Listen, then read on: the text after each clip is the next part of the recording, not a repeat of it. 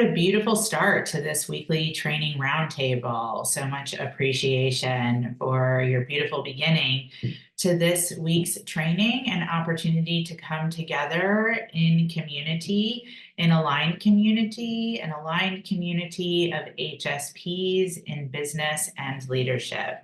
As I was engaging in the activation that Alma led, it was just another reminder like, oh my gosh, how amazing, and thank goodness we have this place to come and plug in the middle of the week, every single week as HSPs. So important. And as part of that reminder that the rest of the world, the other 80%, is not aligned with how we work best and what we need as HSPs to be able to be our most successful self in business and leadership. So again, Alma, thank you. Welcome, welcome. Welcome to this week's training roundtable. We are here today to focus in on the topic of create possible from impossible. If you haven't yet, please write that down. Create possible from impossible. The training portion of this week's training roundtable is going to be delivered via storytelling. Starting first with experiences that I had at an early age of not being able to create possible from impossible. And the first story has to do with my maternal grandmother. My mother's mother, a woman that I was not close to for various reasons, had actually been estranged from for years following my mother's death when I was 14, and my mother passed away at 35.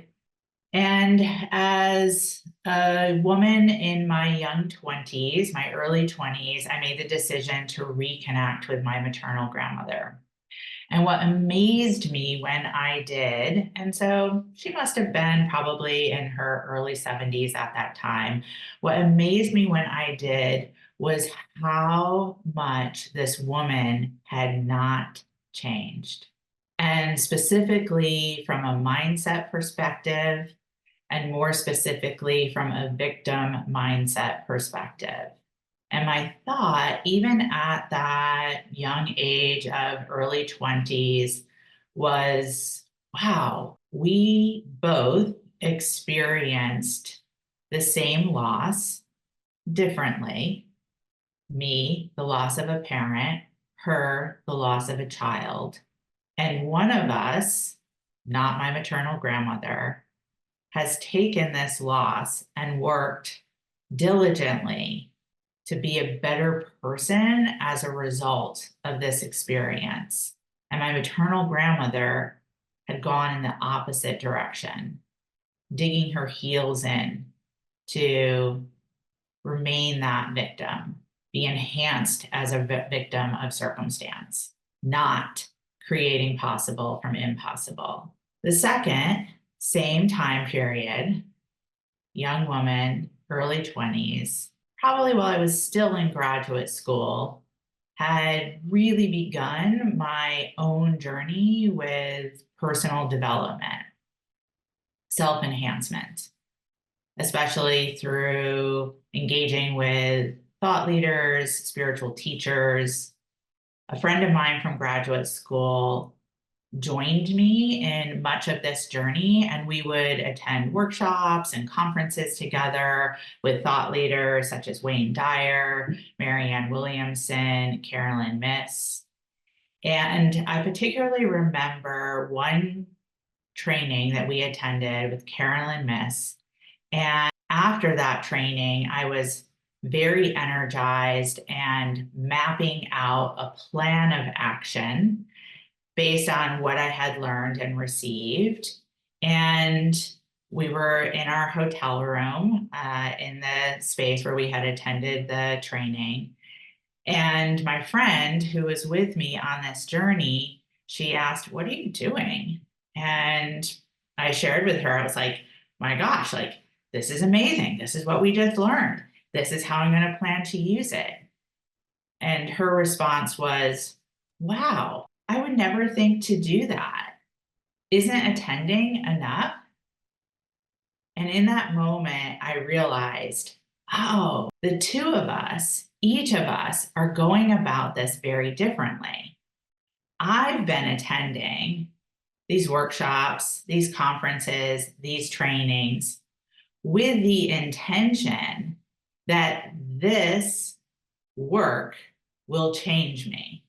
And she's been attending these workshops, these conferences, these trainings with the intent to attend. And that's it. A story of not creating possible from impossible. The next story is about creating possible from impossible. And that story, 21 years ago, coming up on June, I started my business. I left my position as a full-time, tenured public school teacher. Actually, by this time of the year, 21 years ago, I had already given notice that I was planning to leave my teaching position, even though my teaching position would not end until the school year ended in June. I started my business, and by starting my business, I began associating with different types of people, including other new solo entrepreneurs who were also starting their business. And in one of these groups, I remember having a conversation with another woman. We were working on an entrepreneurial startup project together, and she made reference to her business coach. And I was like, oh, what's that? And she said something that really struck me and stayed with me and influenced me in the most positive way every year for all these years later. And she said, oh, well, you need to invest money to make money. I had never heard words like this before. I was coming from being a public school teacher. I was coming from a family of origin where the family motto was work hard for very little, get by the best you can, so you can keep working for very little to get by to the best you can. So this idea of investing money to make money was literally brand new fodder for my brain. And I took it very seriously. So I hired my first coach. And from there, I entered into my first training program. And as many of you have possibly heard this story, when I joined that first training program, I did not know how I would pay for the tuition in entirety. I had just enough to invest in the first month. But I entered into my work with that first coach. I entered into the experience with that first training program, that not only would I invest money to make money, but I would invest my energy to receive a return on my energy. So in the same way that invest money to make money was a new concept for me, at that time, I had never really heard the coined term ROI, return on investment. When I learned return on investment, I thought, well, this applies to more than just money. And so I created the term ROE. My intent for an ROE is that I would enter into that training program and I would use every aspect of that training program. I would follow every aspect of that training program. I went in with my spiritual practice from A Course in Miracles in full surrender. Show me where to go, show me what to do, show me what to say, and to whom. I followed every single aspect, and I was able to pay for the next month, and the next month, and the next month, building my way to all these years later. creating possible from what originally seemed impossible, not just to me, but so many others who literally told me I was crazy to leave a tenured full-time teaching position. And just in case you might not know, especially if you're from a different country, a tenured teaching position means you have a job for life. It means you could behave terribly. And for some reason, the state of New York and the country of America will continue to pay you, including stories, myths that were passed around of teachers literally being sent to sit in empty rooms for an entire day because they had behaved poorly and they still got paid their full salary. So I left that and created this. Create possible from impossible. I am walking, breathing, living evidence that you can, and that you can as an HSP. Let's take a breath in and let it out. If you are willing to change, if you are willing to do things differently. Now, these are some of my stories, but I know it's always helpful to hear other stories that are not just mine. So I wanted to invite a couple of members to share their recent possible from impossible stories. So I'm going to ask HSL++ member Rachel Gorbett to raise your digital hand. And I'm going to ask HSL Plus member Terry Thomas to raise your digital hand so we can bring you to the front of the Zoom classroom. And I'd love to start with, oh, do we have those digital hands? There we go. I'd love to start with Rachel. So Rachel, welcome, welcome, welcome. I'm gonna have you unmute yourself. And I would love for you to just share in your own words a little bit of your possible from impossible, maybe starting off with connecting with me and you together, the Business Miracles community, because this is fairly brand new to you. And I'll give you a gracious interruption and ask you questions if needed, but I'm going to hand it over to you. How would you describe your possible from impossible?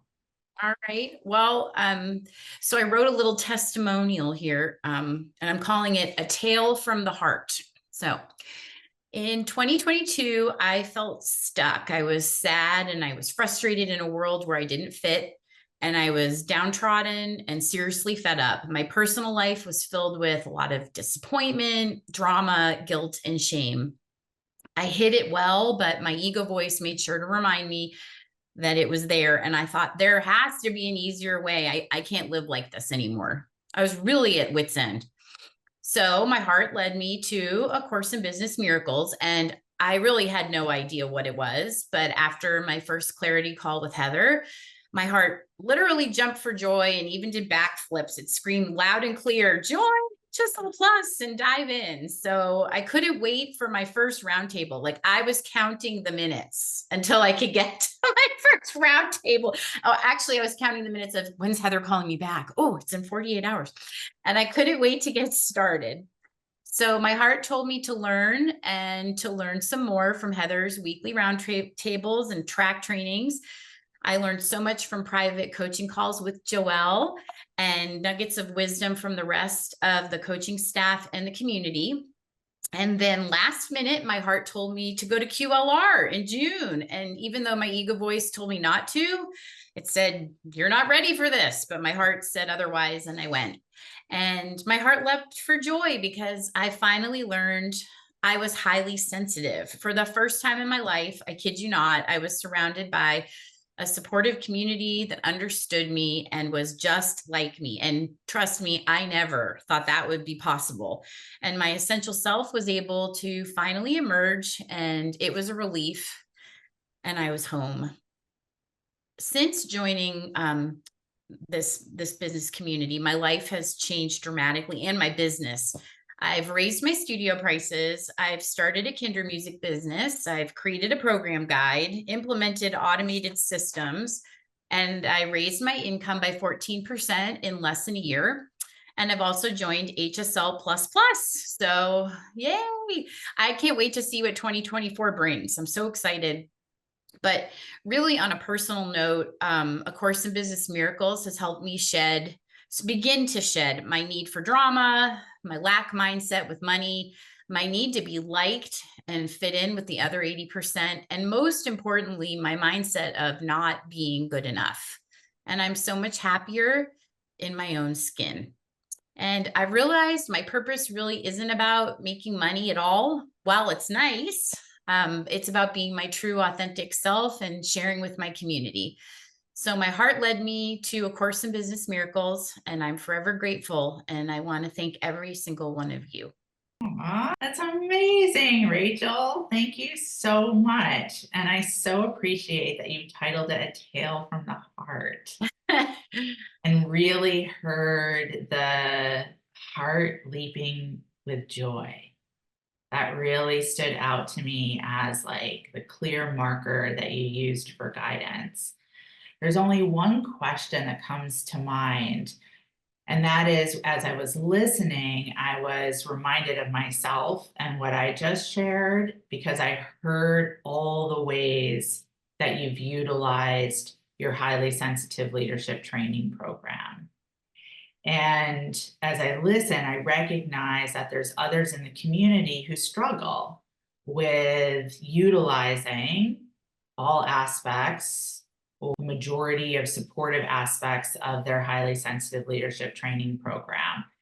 Any advice from your personal experience that might support other members in more enthusiastically, maybe that's not the best word, not sure what the right word is, enthusiastically, eagerly, willingly, being willing to consider the possibility of how to more deeply use their program? Any words of wisdom? Think, I'm going to be 50 next year, and I was sick and tired of being sick and tired. And I've lived my life being very frustrated with how I just couldn't figure out why things weren't working for me. My life hasn't been hideous, but I mean, they just weren't. I mean, even as a young teen, I said, I always want to be more than a music teacher because I was a tenured public schools teacher too. And it's like the golden handcuffs, right? You're getting a paycheck, you know that you have the best benefits and all this, but I was sick and tired of being sick and tired.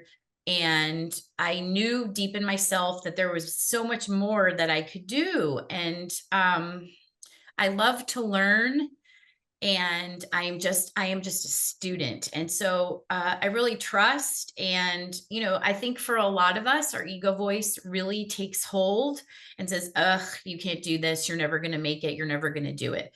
And, I was actually thinking about my ego voice today, and I wrote down, I can't find it. I wrote down some words about my ego voice. This is the person that I'm listening to all the time, who is vicious, who is loud, who is negative, who's nefarious, who's not telling me the truth, who's fear-based. And that's who my go-to is and who I'm listening to.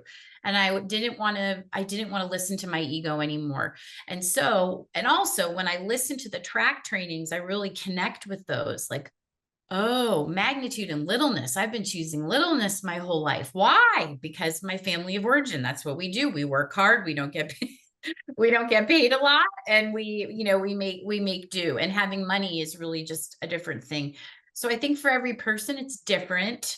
You have to really do some soul searching and think to yourself, I paid money for this program. Why don't I want to utilize the program? Because you need to in order to grow and expand.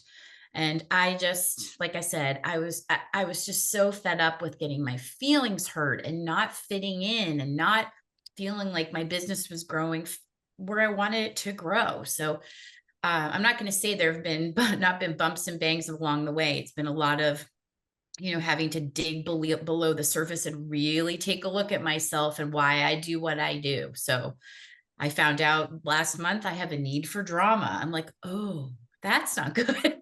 I'm not like going out into the community and creating a scene, but I'll pick a fight with my husband because I have a need for drama. I need to do something. So it's all of those things. It's not so much about like, oh, I'm following the program to make money. That really isn't it. It's about really self-discovery and who you really are on the inside that needs to come out. Amazing, amazing.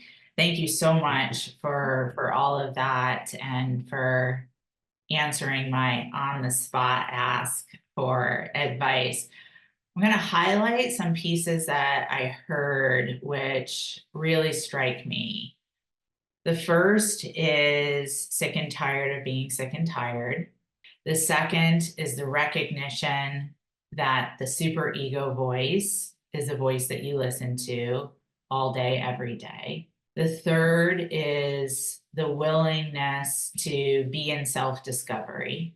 So that's the energy management tools, self-inquiry, also that you can feel better and then contribute more to community. And then as a result, as a beautiful bonus, is the 14% income increase with more to come. And trust. You've invested in this program, full trust. As I recently had a conversation with Business Miracles coach Kat, all in, just go all in. I know for myself, when I joined that first training program, I was like, well, things can't be worse than they are right now. Because the way I've been doing it kind of sucks. So let me give this a go. Yeah. Thank you. Thank you, Rachel. Terry Thomas. Welcome to the front of the Zoom classroom. Good morning. Similar to Rachel, I'm just going to hand it over to you. What's an example of creating possible from impossible? Because boy, my dear, have I watched you do that over the years. So take it away and I'll jump in if I need to. Yes, we have been through it together. I joined in 2018.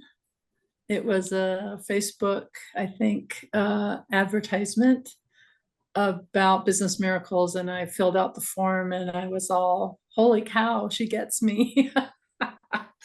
I then went to the online training, postponed a knee surgery, if you remember, to make that training. Yes, you said online, but that was in person.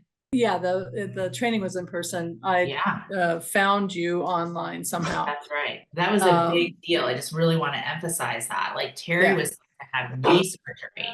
She showed up at an in-person training retreat, hobbling around rather than going to knee surgery. Yeah. Sorry, we just had to really emphasize that. If you think you can't do, we can start. Okay, back to you, Terry. Yeah, and looking back, that was my decision. I chose to do that. It was the best decision I ever made because I attended full-heartedly and stripped away all the pretense and all the what I thought was true, and found the truth in me and my ability to make things different. Yeah. So I was struggling with burnout and almost gave up my business because I was trying to do it all and wear all the hats. And I had the awareness that I needed help and that it was okay to ask for help. And I hired people, and then my business took off again. I was kind of in and out of the program for a couple of years and didn't really dedicate to it. But every time I did do the work, it paid off. But then the ego voice would jump up and go, oh, what are you doing? And I'd fall prey to that. And then I'd get back on my feet and dive in again. And I think you saw me come and go for probably 4 years. Yeah, re-return. Yeah. And so this year, it really was me saying, oh, what have I got to lose? And I decided to jump into HSL Plus. because I felt stagnant in my growth, and I wanted accountability, and I wanted daily awareness of essential self, because my ego voice was the only voice in my head, like Rachel was saying. That's who I was listening to, and I didn't want to do that anymore. So that's why I jumped in. I had nothing to lose, and so that really got me committed. And so since then, I've been practicing daily, doing my BTTs, my OFTUs every day, even when I don't want to. That's important to know. It's not about, oh, I gotta do it today. It's, I'm gonna do it because I'm committed. That's right. The money map was a new revelation for me, where I, instead of looking at money that wasn't coming in, oh, I don't have enough money, I was in that mindset. And so the money map made me go, oh my gosh, money is coming in. And then money kept coming in and started coming in more, because instead of focusing on it not being there, I was focusing on it being there. And then it was. So as a result of that, I've hit my dire need consistently for 6 months, my thrive need for at least 4 months now. And lately, the last 3 weeks, I've hit my visionary goal, which blows me away because I'm allowing it to. And I'm practicing my sacred gift in dog training and connecting people and dogs and celebrating them daily. So I'm forever grateful and happy to do the work. And it is work. Yeah, it is work. Yeah. Let me tell you, real work with real reward. Yes. Yeah. Thank you so much for all of that, Terry. I think I'd like to exclamation point by also adding that your days off now are true days off. Yeah, that is foreign to me until the last month. The last month I've had it in my calendar, Yeah. but I kept working, I kept doing stuff, and I'm not anymore. Exactly. Yeah. So it's so valuable to emphasize that, because one, to counteract the stories that we tell ourselves as HSPs when we compare ourselves to the other 80%, which is, oh, if I have more of my thrive or visionary income, that means I'm going to have to work more and sacrifice time off or other aspects of self-care that are important to me. And your evidence of exactly the opposite. Exactly the opposite. Yeah. Now. Yeah. Now. Yes. To be continued. Amazing. Thank you so much, Terry. It's beautiful. Thank you. Create possible from impossible. Amazing. Let's all take a breath in and let it out. So then the next question is, where are you meant to be creating possible from impossible? And the place to look for the answer to that question is your current 4Q intuitive plan. And particularly Q1, stretch my limits. It's right there.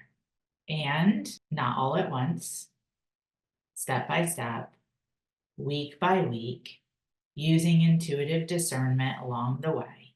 There's a quote by author James Clear, who's a habit expert, and his quote is, in theory, consistency is about being disciplined, determined, and unwavering. In practice, consistency is about being adaptable. Don't have much time? Scale it down. Don't have much energy? Do the easy version. Find different ways to show up depending on the circumstances. Let your habits change to shape to meet the demands of the day. Adaptability is the way of consistency. Adaptability is the way of consistency. And that, my dear ones, is the opposite of the HSP tendency of perfectionism. This is a significant contributor to building a foundation for a new way possible from impossible. A new way over the next year, 8 years, and beyond. And if you're still not sure how you're meant to stretch your limits to create the possible from impossible, even when you look to your 4 Qs, then turn to the OFTU, the order form to the universe. And that OFTU will give you clarity about where you're meant to be creating possible from impossible. And also to tap into what HSP strength will support you.